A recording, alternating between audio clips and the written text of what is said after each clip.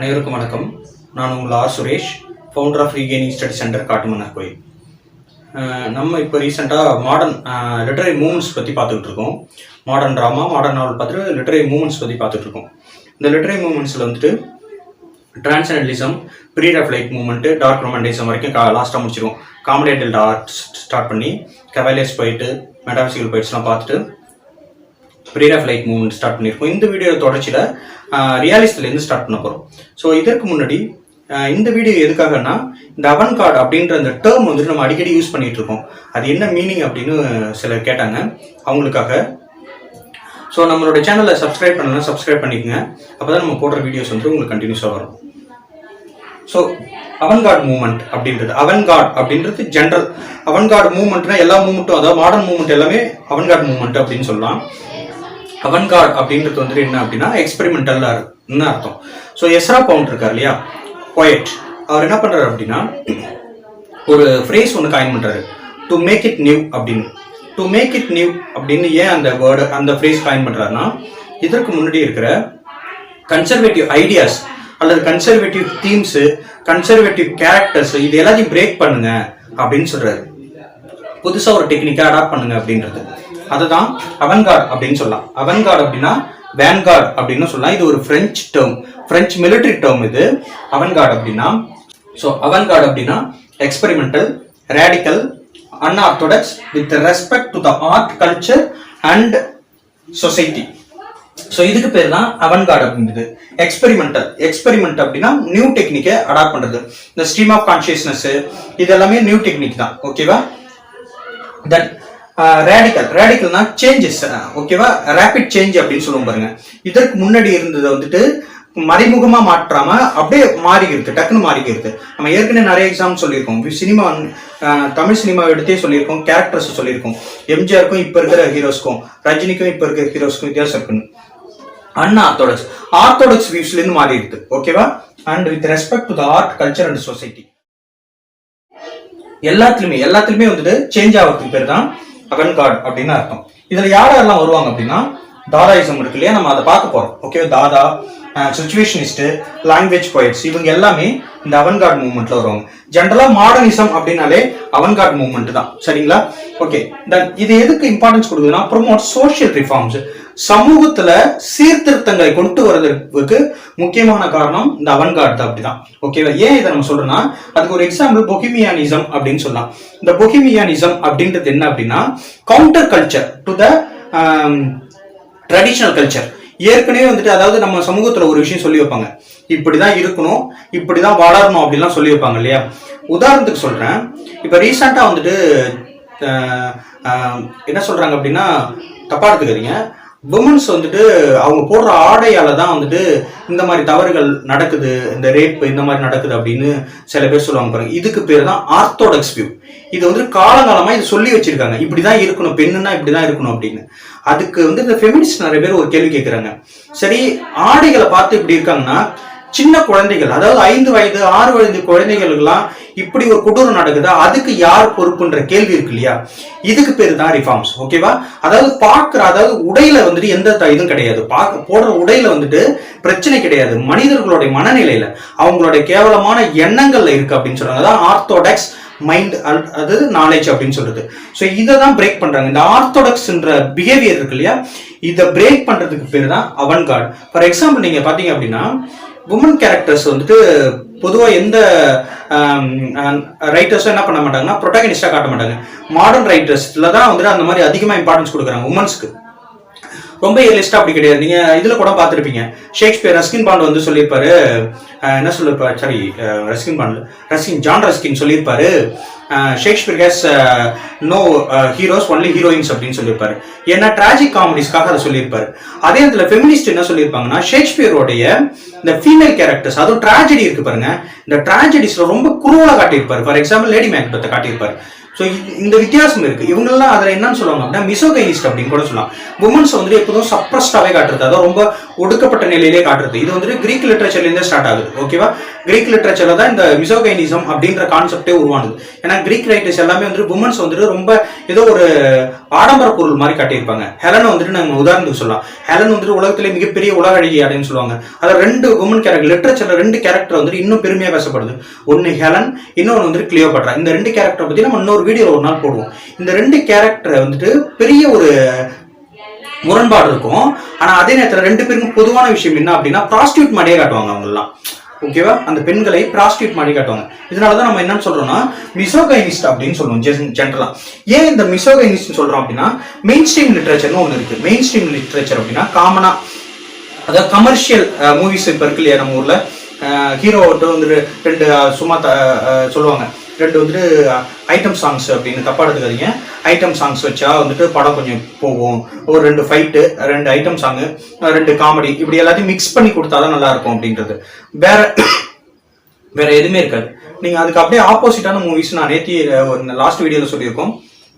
என்ன அப்படின்னா மேற்கு தொடர்ச்சி மலை மூவி பாத்தீங்கன்னு வச்சுங்களேன், அந்த படம் பெரிய அளவில் ரீச் ஆகல. ஆனா அந்த படத்துல சொல்ற விதங்கள் இருக்குபடியா அந்த கதை அவ்வளவு அழகா இருக்கும். எளிமையான மனிதர்களுடைய வாழ்க்கைய நம்மள்ட்ட கொண்டு வந்து சேர்க்கிறாங்க. இப்படிதான் நம்ம மனிதர்கள் இருக்காங்க அப்படின்னு.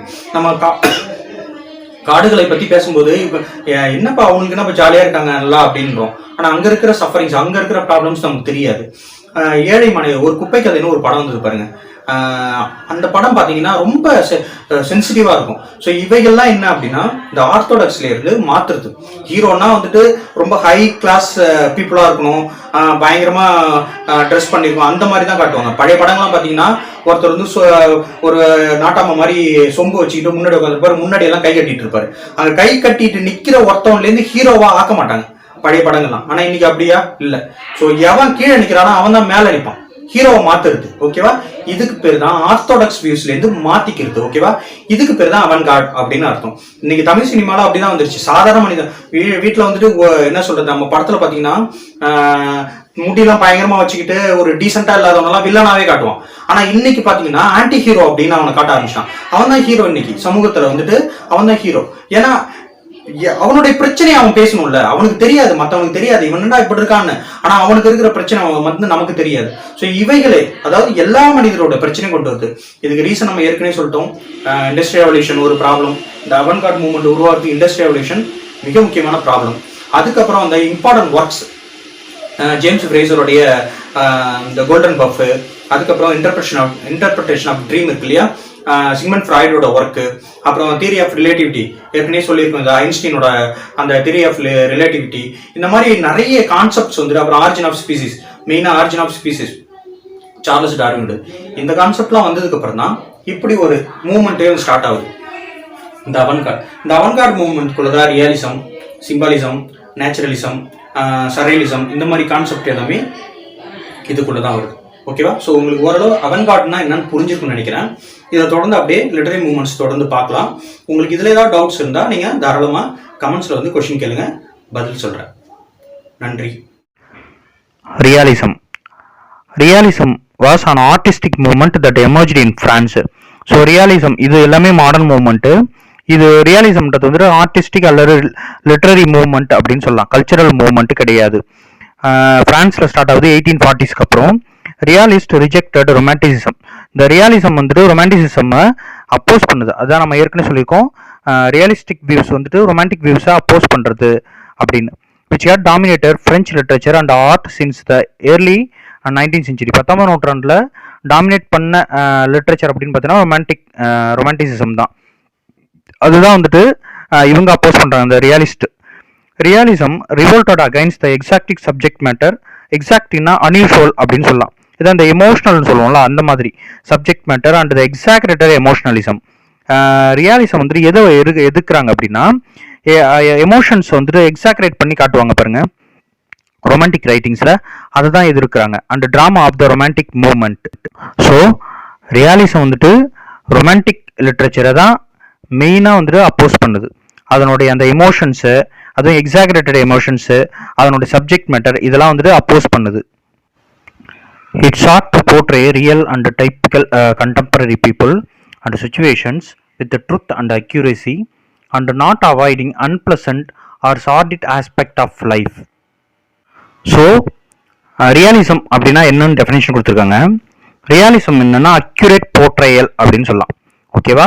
ஸோ ரியலிஸ்ட் ஒர்க்கில் என்ன இருக்கும் அப்படின்னா கண்டெம்பரரி பீப்புளோடைய சுச்சுவேஷன்ஸை அக்யூரேசி அண்ட் ட்ருத்தாக கொடுத்துருக்குது. ஓகேவா? அதில் வந்துட்டு அப்படியே எதையும் மறைக்காம இருக்கிறத அப்படியே சொல்லுவாங்க இல்லையா, காட்டுறது இல்லையா, அதுக்கு பேர் தான் வந்துட்டு realism. And not avoiding unpleasant or sordid aspect of life. அதாவது சில விஷயங்களை மறைச்சி காட்டுறது, அந்த மாதிரிலாம் மறைக்கிறது கிடையாது. என்ன இருக்கோ அதை அப்படியே சொல்றது. அது செக்ஸாக இருந்தாலும் சரி, லைஃபாக இருந்தாலும் சரி, சர்வைவலாக இருந்தாலும் சரி, எதுவாக இருந்தாலும் ரொம்ப கிளியராக அக்யூரேட்டாக காட்டுறதுக்கு பேர் தான் ரியாலிசம். எக்ஸாம்பிளுக்கு நீங்கள் ரியலிஸ்டிக் பெயிண்டிங் அப்படின்னு நெட்டில் சர்ச் பண்ணி பாருங்க, உங்களுக்கே தெரியும் அதனுடைய அந்த ரியாலிசம் எப்படி இருக்கும் அப்படின்னு. எதையும் மறைமுகமாக இருக்காது. நெக்ஸ்ட் அது போல் வந்துட்டு ரியலிஸ்டிக் ஃபிக்ஷன் அப்படின்னு பார்த்தீங்க அப்படின்னா ரொமான்ஸ்க்கு எதிரானது. அதாவது ரொமான்ஸ்னா நம்ம ஏற்கனவே சொல்லலாம் இல்லையா, அந்த பில்டங்ஸ் ரோமன் இந்த மாதிரி நாவல்ஸு, பிகாரக்ஸு அப்படிலாம் சொன்னோம் இல்லையா, அந்த மாதிரி டைப் ஆஃப் நாவலுக்கு அகைன்ஸ்டானது தான் இந்த ரியலிஸ்டிக் ஃபிக்ஷன் அப்படின்றது. ஸோ இந்த ரியலிசம் ஏற்கனவே நம்ம ஃப்ரான்ஸில் ஸ்டார்ட் பண்ணியிருக்கோம்னு சொல்லியிருந்தோம்.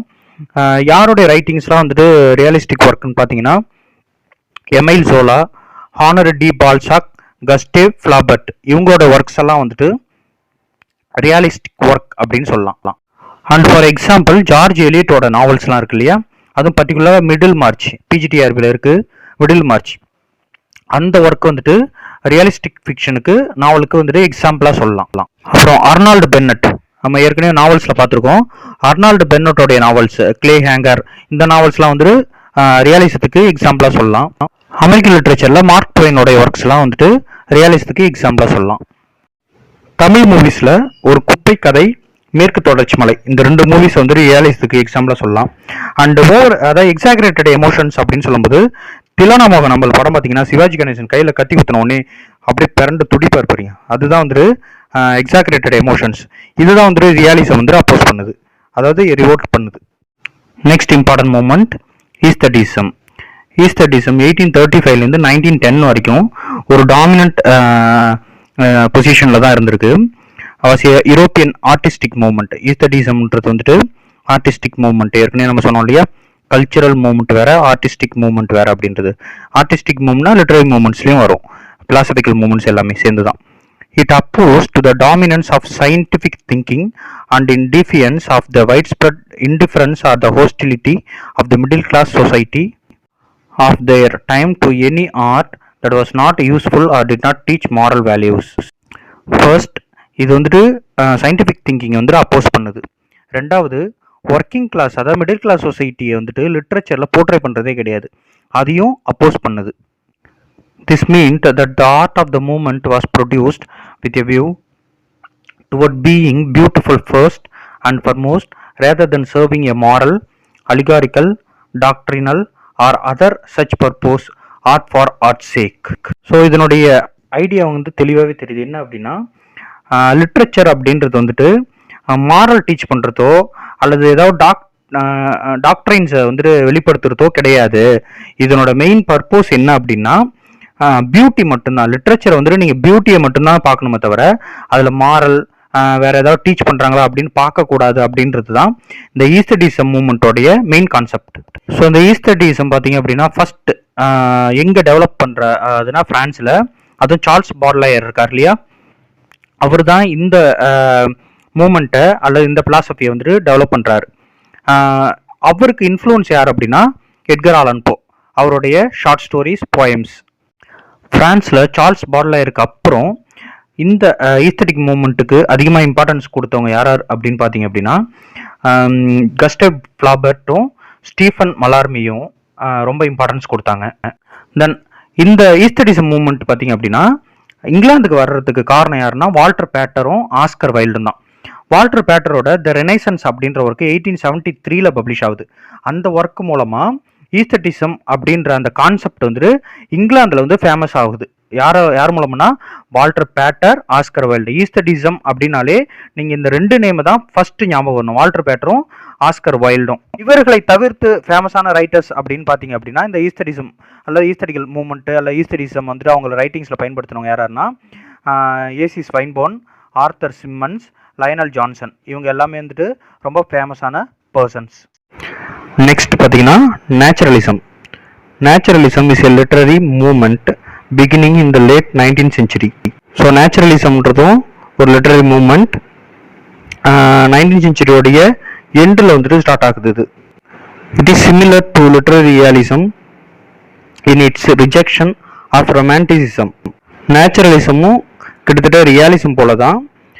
இந்த ரியாலிசம் எப்படி ரொமான்டிசிசத்தை வந்துட்டு ரிஜெக்ட் பண்ணுதோ அதுபோல் நேச்சுரலிசமும் ரொமான்டிக் வியூஸ் அல்லது ரொமான்டிக் லிட்ரேச்சரை ரிஜெக்ட் பண்ணுது. பட் ரியாலிசத்துக்கும் நேச்சுரலிசத்துக்கும் கொஞ்சம் டிஃப்ரென்ஸ் இருக்குது. என்ன அப்படின்னா நேச்சுரலிசம் வந்துட்டு எதை பற்றி பேசுவோம் அப்படின்னா it distinct in embrace of determinism, detachment, scientific objectivism and social commentary. So நேச்சுரலிசத்தை போஸ்ட் டார்வினியன் தியரி அப்படின்னு சொல்லலாம்.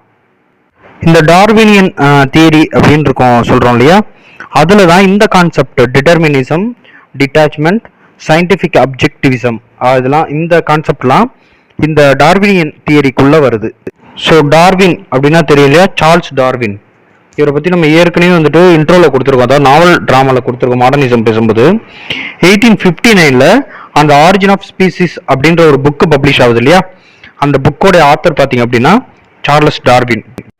ஸோ பிலாசபர்ஸ் கூற்றுப்படி இந்த டிட்டர்மினிசம் அப்படின்னு சொல்கிறோம் இல்லையா, இந்த டிட்டர்மினிசம்ன்றது என்ன அப்படின்னா இங்கே நடக்கிற எல்லா ஈவெண்ட்ஸுக்கும் காரணம் புதிதாக உருவாகிற ரீசன்ஸ் கிடையாது அல்லது காசஸ் கிடையாது, ஏற்கனவே இதனுடைய தொடர்புடைய பழைய காசஸ் அப்படின்னு சொல்கிறார், ரீசன்ஸ் அப்படின்னு சொல்கிறாரு.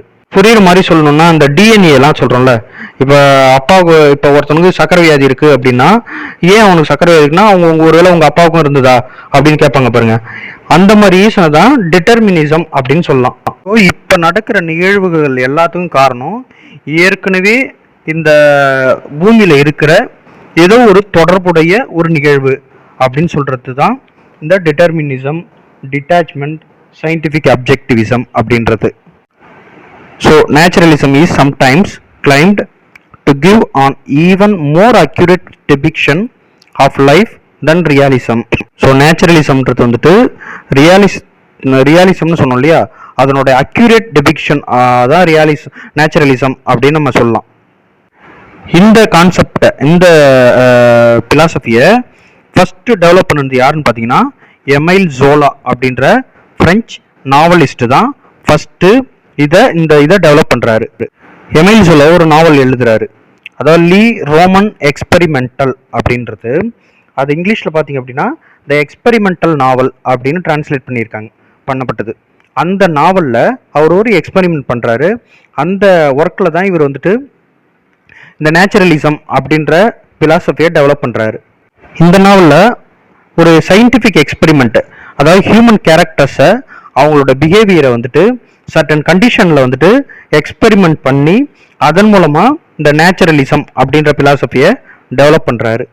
ஸோ இந்த கான்செப்டை நம்ம ஏற்கனவே வந்துட்டு டார்வின் தியரி கூட சொல்லியிருந்தோம் இல்லையா, அந்த டார்வின் தியரியில் வந்துட்டு ரெண்டு ஃபோர்ஸஸ் சொல்லியிருப்பாங்க, ஹெரிடிட்டி, என்விரான்மெண்ட் அப்படின்றது. அதாவது ஒரு மனிதனை ஒருத்தனுக்கு எல்லாமே இருக்குது, ஒருத்தனுக்கு ஒன்றுமே இல்லை. இவர்கள் 2 பேரும் வந்துட்டு தன்னுடைய தேவைகளை எப்படி பூர்த்தி செஞ்சுக்கிறாங்க அப்படின்றது, அது செக்ஷுவல் லைஃபாக இருக்கும், உணவு பழக்கங்களாக இருக்கும், வேற ஏதாவது நீட்ஸாக இருக்கும், இவைகளை எப்படி அவங்க வந்துட்டு ஃபுல்ஃபில் பண்ணுறாங்க அப்படின்றத எக்ஸ்பெரிமெண்ட் பண்ணுறது தான் வந்துட்டு இவருடைய novels. So other writers who belongs to naturalism அப்படின்னு பார்த்தீங்கன்னா American writers Frank Norris, Stephen Crane and Theodore Dreiser. இவங்க எல்லாமே ரொம்ப ஃபேமஸான பர்சன்ஸ் நேச்சுரலிசம் அப்படின்ற பிலாசபி ஹேண்டில் பண்ணதில். அண்ட் நமக்கு தெரிஞ்ச எக்ஸாம்பிள் பார்த்தீங்கன்னா தாமஸ் ஹார்டி, அவருடைய ஜூட் தி அப்ஸ்க்யூர் இருக்கு இல்லையா, ஸோ அது வந்துட்டு ஒரு perfect example for naturalism. Eugene ஓநெயிலோடைய ட்ராமாஸ்லாம் இருக்கு பாருங்க, அதுவும் ஒரு பெர்ஃபெக்ட் எக்ஸாம்பிள். நார்மன் மெய்லர் அவருடைய the naked and the death, அதுவும் எக்ஸாம்பிள். ஜேம்ஸ் ஜாய்ஸோடைய யுலிசஸும் one of the example for naturalism. William ஃபாக்னரோட ஒரு short story a rose for Emily அப்படின்ற ஷார்ட் ஸ்டோரி நல்ல எக்ஸாம்பிள். அதில் வந்துட்டு அந்த ப்ரொட்டகனிஸ்ட் எமிலி இருக்காங்க, அவங்க என்ன பண்ணுவாங்க அப்படின்னா அவங்களோட லவ்வரே கொண்டுடுவாங்க. அதுக்கப்புறம் அவங்க வந்துட்டு மென்டல் இல்னஸால் பாதிக்கப்பட்டு தன்னோட வாழ்க்கை முழுவதும் தனிமையிலே கழிப்பாங்க. ஸோ அந்த ஃபீலிங்ஸை வந்துட்டு அந்த ஷார்ட் ஸ்டோரி மூலமாக வெளிப்படுத்துவார். ஸோ அது ஒரு எக்ஸாம்பிள். நெக்ஸ்ட் மூமெண்ட் பார்த்தீங்கன்னா வெரிஸ்மோ அப்படின்றது தான். So verismo was an Italian literary moment. இந்த வெரிஸ்மோ வந்துட்டு Italian moment which peaked between approximately 1875 அந்த இயர்லி 1900s. இந்த வெரிஸ்மோ கிட்டத்தட்ட பார்த்தீங்கன்னா நேச்சுரலிசம் போல தான். நேச்சுரலிசம் வந்துட்டு என்னென்ன கான்செப்டெல்லாம் ஏற்றுக்குச்சோ, எதெல்லாம் அப்போஸ் பண்ணுதோ அதை அப்படியே வெரிஸ்மோவும் ஏற்றுக்குச்சு அப்போஸ் பண்ணுது. கூடுதலாக வெரிஸ்மோ லிட்ரேச்சர் பார்த்தீங்க அப்படின்னா டீட்டெயில்டு கேரக்டர் டெவலப்மெண்ட் இருக்கும். எதை பற்றினா சைக்காலஜி பற்றி. ஓகேவா? So verismo literature uses detailed character development based on psychology. இதனுடைய ப்ரொபோனன்ட் அப்படின்னு பார்த்தீங்கன்னா ஜியோவானி வெர்ஹா அண்ட் லூஹி கேப்பியோனா, இவங்க 2 பேர் தான் இதில் எக்ஸ்போனன்ஸ் வெரிஸ்மோல. நெக்ஸ்ட் மூமெண்ட் அப்படின்னு பார்த்தீங்கன்னா டீகடன்ட் மூமெண்ட். இந்த டீகடன்ட் மூமெண்ட்டும் கிட்டத்தட்ட ஈஸ்தட்டிக் மூமெண்ட் போல தான். The decadent movement was the late 19th century artistic and literary movement. இது 19ஆம் நூற்றாண்டில் வந்த ஒரு மூமெண்ட்.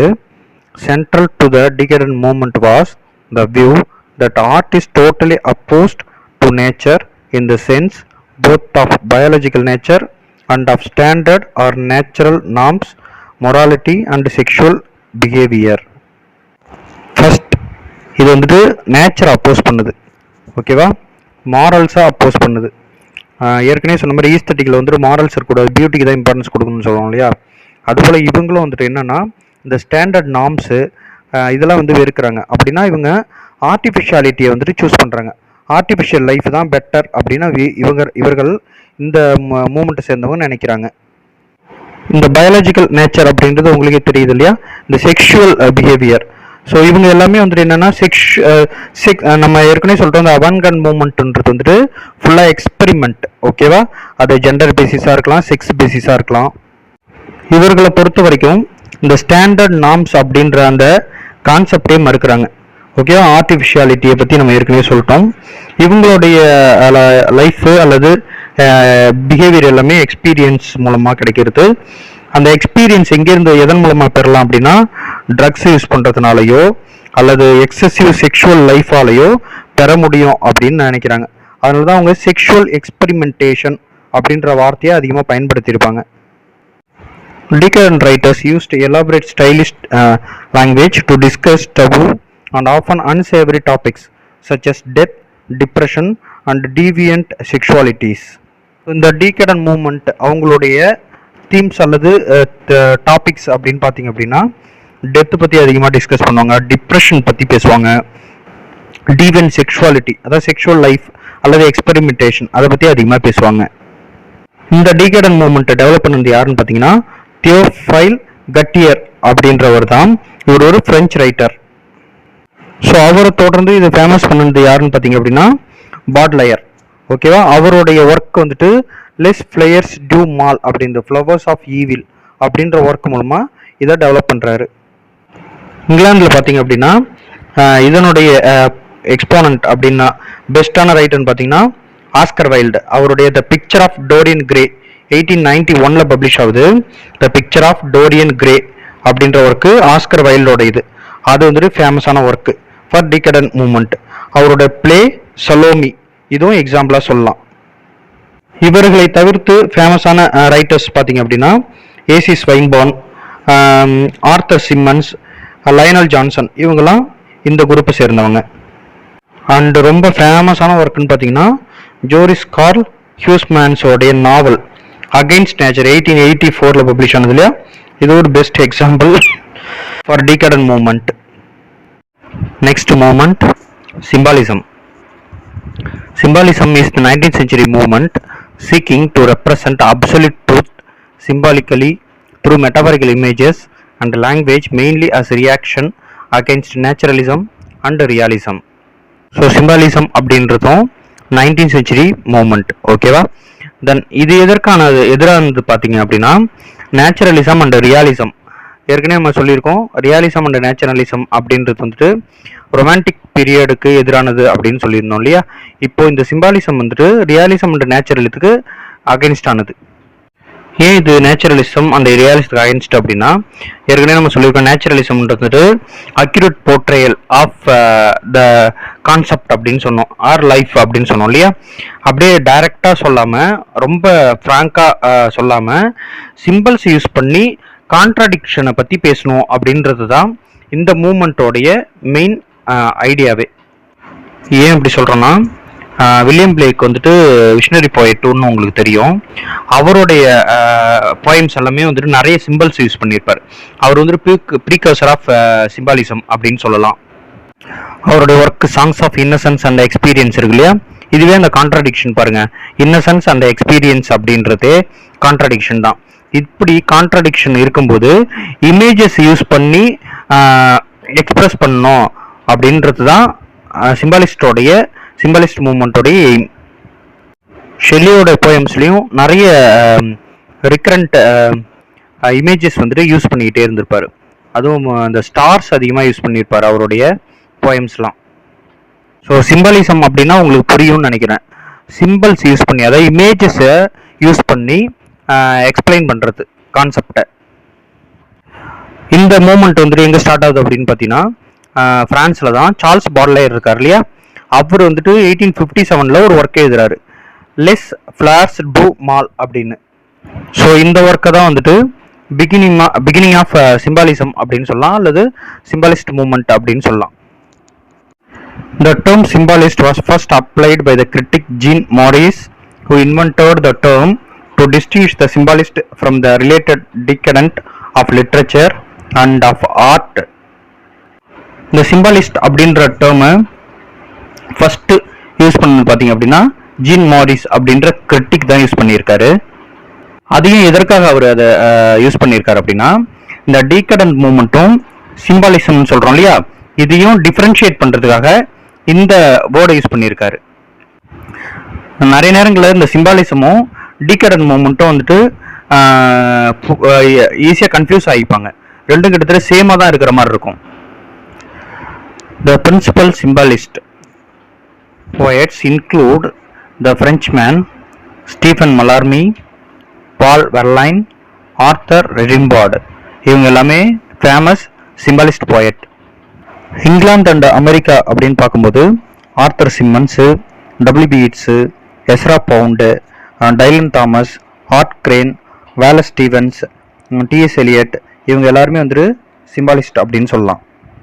டிஎஸ் எலியட்டோட வேஸ்ட்லேண்ட் இருக்கு இல்லையா, அதில் நிறைய சிம்பிள்ஸ் யூஸ் பண்ணியிருப்பார். வாட்டர், தண்டர், இதெல்லாம் வந்துட்டு ரிப்பீட்டடாக வந்துக்கிட்டே இருக்கும். ஸோ இது எல்லாமே சிம்பிள்ஸ் தான். So next movement modernism. Modernism is a literary and artistic movement that provided a radical breaks with the traditional modes of Western art, thought, religion, social conventions and morality. நம்ம modernism பற்றி ஏற்கனவே நிறைய intro கொடுத்துட்டோம். So இந்த மாடர்னிசம்ன்றது வந்துட்டு இதற்கு முன்னாடி இருந்த ட்ரெடிஷ்னல் மோட்ஸ் எல்லாத்தையும் வந்துட்டு பிரேக் பண்ணுது. ஓகேவா? பர்டிகுலராக thought, religion, social conventions and morality. ஏன் இப்படி பிரேக் பண்ணுது அப்படின்னு சொல்கிறோம் அப்படின்னா, அந்த ரிலீஜியன் உங்களுக்கே தெரியல, ஏற்கனவே வந்துட்டு ரிலீஜியன்னால தான் நிறைய ப்ராப்ளம்ஸ் வந்துட்டு இங்கிலாந்து உருவானது. அவைகள் எல்லாத்தையுமே பிரேக் பண்ணுது. அதனால தான் ஏற்பட்ட பிரச்சனைகள் தான் நிறைய ப்ராப்ளம்ஸ் வந்துட்டு ரிலீஜியன்ஸு, அப்புறம் கன்வென்ஷன், இந்த சோஷியல் ஹைரார்கின்னு சொல்லுவோம் இல்லையா, அந்த கிளாஸ் சிஸ்டம், அதனால ஏற்பட்ட பிரச்சனைகள், இது எல்லாத்தையுமே பிரேக் பண்ணுது. இந்த டைமில் பார்த்தீங்க அப்படின்னா இதனுடைய இந்த ஃபீச்சர்ஸ் வந்துட்டு எல்லாமே மாறுது. ஃபீச்சர்ஸ்னா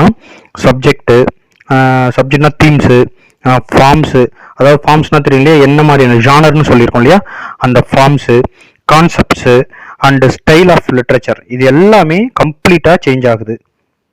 நம்ம ஏற்கனவே சொல்லியிருக்கோம், மாடர்ன் மூவ்மெண்ட் எல்லாமே வந்துட்டு அவன்கார்ட் மூவ்மெண்ட் அப்படின்னு சொல்லியிருக்கோம். அவன்கார்டு அப்படின்னாலே எக்ஸ்பெரிமெண்ட் அப்படின்னு அர்த்தம். ஓகேவா? புதுசாக ஒரு எக்ஸ்பெரிமெண்ட் பண்ணுறாங்க இல்லையா, அந்த மாதிரி மூமெண்ட் தான் எல்லாமே மாடர்ன் மூமெண்ட்ஸ். இந்த மாடர்ன் மூமெண்ட்டோடைய தீம்ஸ் பார்த்தீங்கன்னா, ஸோ மேஜரான தீம்ஸ் அப்படின்னு பார்த்தீங்க அப்படின்னா, it attacks on the hierarchy, notion of hierarchy. So ஹைரார்கின்னா தெரியும் இல்லையா, அந்த கிளாஸ் சிஸ்டம் தான். ஓகேவா? Higher class, lower class, working class இப்படின்லாம் மாறிடுங்களா. நம்ம ஊரில் வந்துட்டு கேஸ்ட் சிஸ்டம் சொல்லுவோம் பாருங்க, இது பேர் தான் ஹையரார்கி. ஸோ இதை தான் வந்துட்டு மெயினாக அது அட்டாக் பண்ணுது. மாடர்ன் மூவ்மெண்ட்ஸு அல்லது மாடர்ன் ஒர்க்ஸ் எல்லாமே வந்துட்டு இந்த கிளாஸ் சிஸ்டத்தை தான் அதிகமாக அட்டாக் பண்ணுது. Then experimentation in new forms of narrative such as stream of consciousness, doubt about the existence of knowable objective reality, attention to alternative viewpoints and modes of thinkings. So முன்னாடியே சொன்ன மாதிரி நிறைய experiments பண்ணுறாங்கன்னு சொன்னோம் இல்லையா, அதில் ஒரு டெக்னிக் தான் வந்து ஸ்ட்ரீம் ஆஃப் கான்ஷியஸ்னஸ் அப்படின்ற டெக்னிக்கு. இது அவன்கார்ட் மூவ்மெண்ட்டில் உருவானது, இந்த மாடர்னிசத்தில் உருவானது. அண்ட் அதை தவிர்த்து வேற என்னென்ன மாதிரியான எக்ஸ்பெரிமெண்ட் அப்படின்னா, doubt about the existence of knowable பற்றி நம்ம ஏற்கனவே சொல்லியிருக்கோம். சார்ல்ஸ் டார்வினோட அந்த ஆரிஜின் ஆஃப் த ஸ்பீசிஸ் ஒர்க்கில் வந்துட்டு அவர் ஆரிஜின் பற்றிலாம், அதாவது ஸ்பீசிஸோட ஆரிஜின் பற்றிலாம் பேசுகிறாரு இல்லையா, அதுதான் இங்கே வந்துட்டு கேட்குறது. Doubt about the existence of knowable and objective reality, attention to alternate view points of modes of thinking. So என்ன அப்படின்னு இதுக்கு மாற்று என்ன, இது வரைக்கும் வந்து ரிலீஜியஸ் ஃபெய்த்து இதில் பற்றி மட்டுமே அதிகமாக பேசிகிட்டு இருந்தோம், கிளாஸ் கான்ஷியஸ் மட்டுமே பேசிகிட்டு இருந்தோம். அப்போது இதுக்கு ஆல்டர்னேட்டிவ் என்ன மோடு நரேட்டிவ் டெக்னிக்கில் அப்படின்னு கண்டுபிடிக்கிறது. தென் நெக்ஸ்ட் இம்பார்ட்டன்ட் எக்ஸ்பெரிமெண்ட் அப்படின்னு பார்த்தீங்கன்னா, self ரெஃபரன்ஷியாலிட்டி as a means of drawing attention to the relationship between artist and audience and form and content. So இந்த செல்ஃப் ரெஃபரன்ஸ் அப்படின்றது என்ன அப்படின்னா, லிட்ரரியில் ஆத்தரோடைய புக்கு, அதனோட ஹிஸ்ட்ரி, ஸோ அதை பற்றி ரெஃபரன்ஸ் கொடுக்கறது. அலூஷன் அப்படின்னு நம்ம சொல்லுவோம் இல்லையா, அலூஷன் அப்படின்னா இதற்கு முன்னாடி அலிகாரிக்கல் ஒர்க்காக இருக்கலாம், இல்லை வேறு ஏதாவது ஒர்க்கில் பார்த்தீங்க அப்படின்னா ரெஃபரன்ஸ் வந்துட்டு வேறு எங்கேயோ எடுப்பாங்க, டைரெக்டாக சொல்லாமல் ரெஃபரன்ஸ் வெளிலேருந்து எடுப்பாங்க. அப்படி எடுக்காமல் செல்ஃப் ரெஃபரன்ஸே கொடுக்குது. செல்ஃப் ரெஃபரன்ஸ்னால் ஆத்தரை பற்றியாக இருக்கலாம் அல்லது அவரோட ஒர்க்கு பற்றியாக இருக்கலாம். ஸோ இந்த மாடர்னிசம் உருவாகிறதுக்கு முக்கியமான காரணங்கள் யார் யார் அப்படின்னு பார்த்தீங்க அப்படின்னா, ஃப்ரெட்ரிக் நீட்ஸ் 1844 1900 வரைக்கும் வாழ்ந்திருக்காரு. இவர் ஒரு கல்ச்சரல் கிரிட்டிக். இவரோட ஒர்க்ஸ் வந்துட்டு மாடர்னிஸ்டுக்கு ஒரு பேஸாக இருந்திருக்கு அப்படின்னு சொல்லலாம். அதுக்கப்புறம் கார்ல் மார்க்ஸ், அவருடைய தேஸ் கேபிட்டல் அப்படின்ற ஒர்க் இருக்கு இல்லையா அது. Sigmund Freud, interpretation of dream.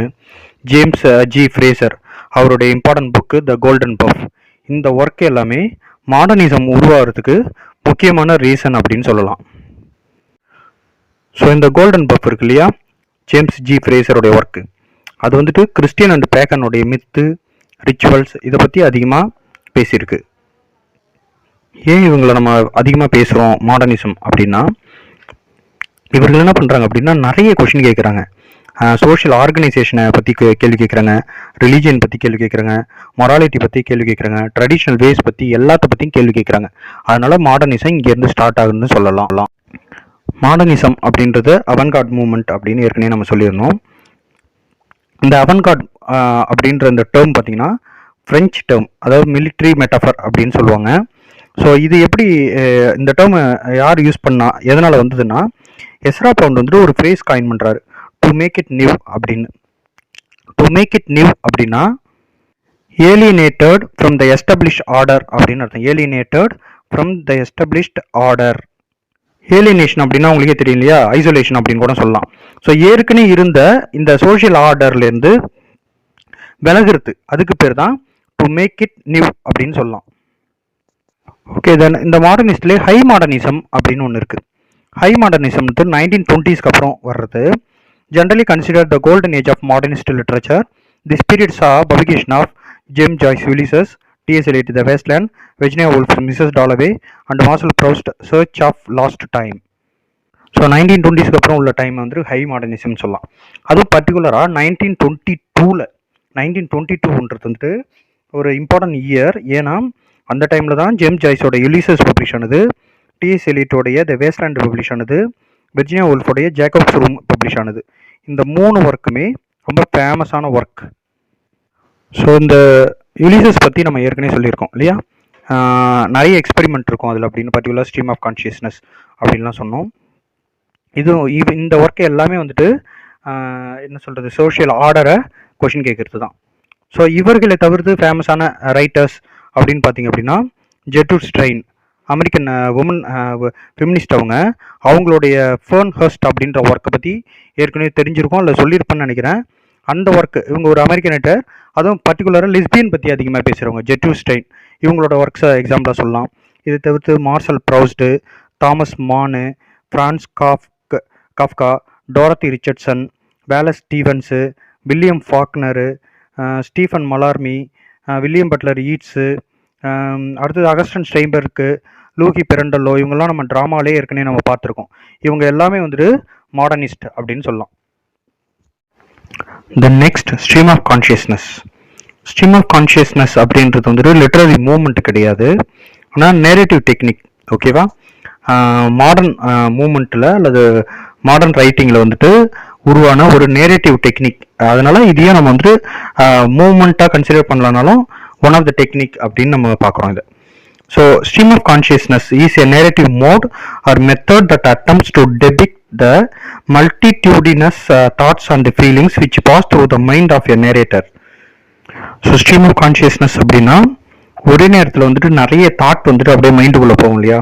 இது ரொம்ப ஏஜ்டு பர்சனுக்கு இருக்கும். இல்லைன்னா நம்ம எப்பயாவது ப்ராப்ளம்ஸாக இருக்கும்போது நிறைய பிரச்சனைகள் இருக்கும்போது ஓடிக்கிட்டு இருக்கும் பாருங்க, அதுக்கு பேர் தான் ஸ்ட்ரீம் ஆஃப் கான்ஷியஸ்னஸ். உங்களுக்கு புரியும்னு நினைக்கிறேன். இப்போ ஏதாவது லவ் ப்ராப்ளம் இல்லை ஹஸ்பண்ட் அண்ட் ஒய்ஃப் உள்ள சண்டை நடந்ததுன்னு வச்சுங்களேன், நம்ம பாஸ்ட் லைஃப்ல இருந்து எல்லாத்தையும் ஒவ்வொன்றா நினச்சி இப்போ வரைக்கும் அப்படி பார்ப்போம் பாருங்க, மாறி மாறி பிரச்சனைக்கு என்ன பிரச்சனை என்ன நடந்தது அப்படின்னு மாற்றி பேசிட்டு இருக்கோம் பாருங்க. அதுதான். The term was coined by Alexander Bain in 1855 in the first edition of The Senses and the Intellect. So இந்த ஃப்ரேஸ் வந்துட்டு ஸ்ட்ரீம் ஆஃப் கான்ஷியஸ்னஸ் அப்படின்ற ஃப்ரேஸு ஃபர்ஸ்ட் அலெக்சாண்டர் பெயின் அப்படின்றவர் தான் காயின் பண்ணுறாரு 1855ல. The senses and the intellect அப்படின்ற ஒர்க்கில் வந்துட்டு இந்த ஃப்ரேஸை அவர் காயின் பண்ணுறாரு. ஸோ அதுக்கு அவர் என்ன மீனிங் கொடுக்குறாருன்னா, the concurrence of sensations in one common stream of consciousness அந்த same cerebral highway enables those of different senses to be associated as readily as the sensation of the same sense. Alexander Bain வந்துட்டு ஒரு psychologist. அதனால அவர் என்ன பண்றாருன்னா, இந்த neurosis அப்படின்னு சொல்லுவோம் பாருங்க, மூளை சம்பந்தப்பட்ட பிரச்சனை, அவைகளை வந்துட்டு அவர் இப்படி ஸ்ட்ரீம் ஆஃப் கான்ஷியஸ்னஸ் அப்படின்ற டெக்னிக் மூலமா சொல்றாரு. அதாவது என்னன்னா, செரிப்ரல் ஹைவேல நடக்கிற அந்த சென்சஸ் இருக்கு இல்லையா, அந்த சென்சஸ்னா பரிமாற்றம், எண்ணங்களுடைய பரிமாற்றம் சொல்லுவோம் இல்லையா, அதை தான் இங்க வந்துட்டு அவர் சென்சஸ் இன் செரிப்ரல் ஹைவே அப்படின்னு சொல்றாரு. நம்மளுடைய மூளை பின்பகுதிகளில் வந்துட்டு இருக்கிற அந்த செரிப்ரல் பிளேசஸ் அப்படின்னு சொல்லுவோம் இல்லையா, மூளையை கட்டுப்படுத்துகிற இடம், அதில் வந்துட்டு எண்ணங்கள் மாறி மாறி வந்துட்டு இருக்குமா, நிறைய எண்ணங்கள் ஒரே நேரத்தில். ஸோ அதற்கப்புறம் வில்லியம் ஜேம்ஸ் இருக்காரு, அவரும் சைக்காலஜிஸ்ட். அவருடைய ஒர்க்கில் பிரின்சிபல்ஸ் ஆஃப் சைக்காலஜி அப்படின்ற புக்கில் இந்த ஸ்ட்ரீம் ஆஃப் கான்ஷியஸ்னஸ் அப்படின்ற அந்த ஃப்ரேஸை பயன்படுத்துறாரு. அதற்கப்புறம் தான் இந்த ஃப்ரேஸ் வந்துட்டு it became popular in all the culture.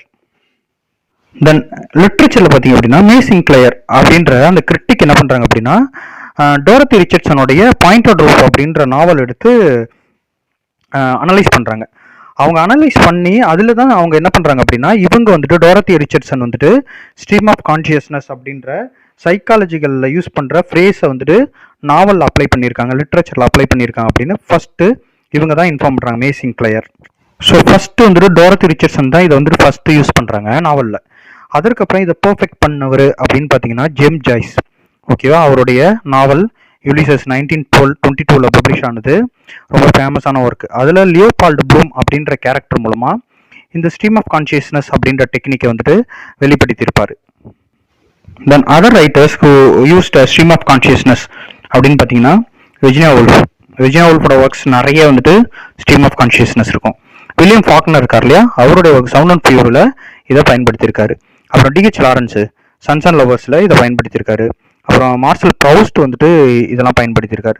So நிறைய நாவலிஸ்ட் பயன்படுத்தியிருந்தாலும் ரொம்ப ஃபேமஸான ஒர்க் இந்த டெக்னிக் பயன்படுத்தின ஒர்க்னா யுலிசஸ், மிஸ்ஸஸ் டாலவே. நெக்ஸ்ட் மூவ்மெண்ட் பார்த்தீங்கன்னா expressionism. Expressionism is a modernist movement developed in the early 20th century, mainly in Germany, in reaction to the dehumanizing effect of industrialization and the growth of cities. நம்ம ஏற்கனவே பல முறை சொல்லியிருக்கோம், இந்த modernist movement அல்லது Avangard movement எல்லாமே வந்துட்டு இந்த இண்டஸ்ட்ரியல் ரெவல்யூஷனுக்கு அகைன்ஸ்டான உருவானது தான் அப்படின்னு சொல்லியிருக்கோம். அதுதான் இங்கேயும் எக்ஸ்பிரஷனிசம்ன்றதும் அந்த மாதிரி ஒரு மாடர்ன் மூவ்மெண்ட் தான். ஜெர்மனில் தான் ஃபஸ்ட்டு ஸ்டார்ட் ஆயிருக்கு. ஸோ இந்த மூமெண்ட் பார்த்தீங்க அப்படின்னா இண்டஸ்ட்ரியல் ரெவல்யூஷனில் ஏற்பட்ட பாதிப்பால் உருவான மூமெண்ட் அப்படின்னு சொல்லலாம். One of the central means by which expressionism identify itself as an avant garde movement. ஏற்கனவே நம்ம சொன்ன மாதிரி இது வந்துட்டு அவன்கார்ட் மூமெண்ட் அப்படின்னு நம்ம சொல்லிட்டோம். Expressionist artist have sought to express the meaning of emotional experience rather than physical reality. ஏற்கனவே நம்ம சொல்லிட்டோம் இந்த எக்ஸ்பிரஷனிசம் அப்படின்ற மூமெண்ட்டு ரியாலிஸ்ட் மூமெண்ட் சொன்னோம் இல்லையா, ரியலிஸ்டிக் மூமெண்ட், அதுக்கு அகேன்ஸ்ட் தான் இதுவும். என்ன அப்படின்னா எமோஷனல் எக்ஸ்பீரியன்ஸுக்கு தான் அதிகமாக இம்பார்ட்டன்ஸ் கொடுக்கணும் அப்படின்றது தான் இதனுடைய கான்செப்ட், ஃபிசிக்கல் ரியாலிட்டிக்கு கிடையாது. ஸோ ப்ரீகர்சர் அப்படின்னு பார்த்தீங்கன்னா ஃப்ரெட்ரிக் நீட்ஸ் தான். 1844லேருந்து 1900 வரைக்கும் வாழ்ந்திருக்காரு. அவருடைய கிளாசிபிக்கல் நாவல் த ஸ்போக் சட்ஸ்ட்ரா அப்படின்ற ஒர்க், அதுதான் வந்துட்டு ஒரு எக்ஸாம்பிள் அப்படின்னு சொல்லலாம், எக்ஸ்பிரஷனிசம் வருவதற்கு காரணம் அப்படின்னு சொல்லலாம். இவரை தவிர்த்து ஃபேமஸான ரைட்டர்ஸ் அப்படின்னு பார்த்தீங்கன்னா ஃபியோடர் டாஸ்டாய்ஸ்கி, அவர் ஒரு ரஷ்யன் நாவலிஸ்ட்டு. அதுக்கப்புறம் அகஸ்டன் ஸ்டெயின்பர்க், ஸ்வீடிஷ் ட்ராமட்டிஸ்ட் பற்றி சொல்லியிருந்தோம் இல்லையா, அகஸ்டன் ஸ்டெயின்பர்க். அவர் 1849லேருந்து 1912 வரைக்கும் வந்திருக்காரு. அவரை பற்றி ஏற்கனவே நம்ம பார்த்துருக்கோம். அவரோட இம்பார்ட்டன்ட் ஒர்க் பார்த்தீங்கன்னா டு டமாஸ்கஸ் அப்படின்ற ஒர்க், ஓகேவா. அந்த ஒர்க்கில் வந்துட்டு எக்ஸ்பிரஷனிசம் இருக்கும். அப்புறம் ஃபியோடர் டாஸ்டாய்ஸ்கி. இதை தவிர்த்து பார்த்தீங்க அப்படின்னா யூஜின் ஓநெயிலோடைய ட்ராமாஸ் இருக்கு இல்லையா, த எம்பரர் ஜோன்ஸ், அது ஒரு எக்ஸாம்பிளாக சொல்லலாம். ஆர்தர் மில்லருடைய டெத் ஆஃப் த சேல்ஸ்மேன், அது ஒரு எக்ஸாம்பிள்.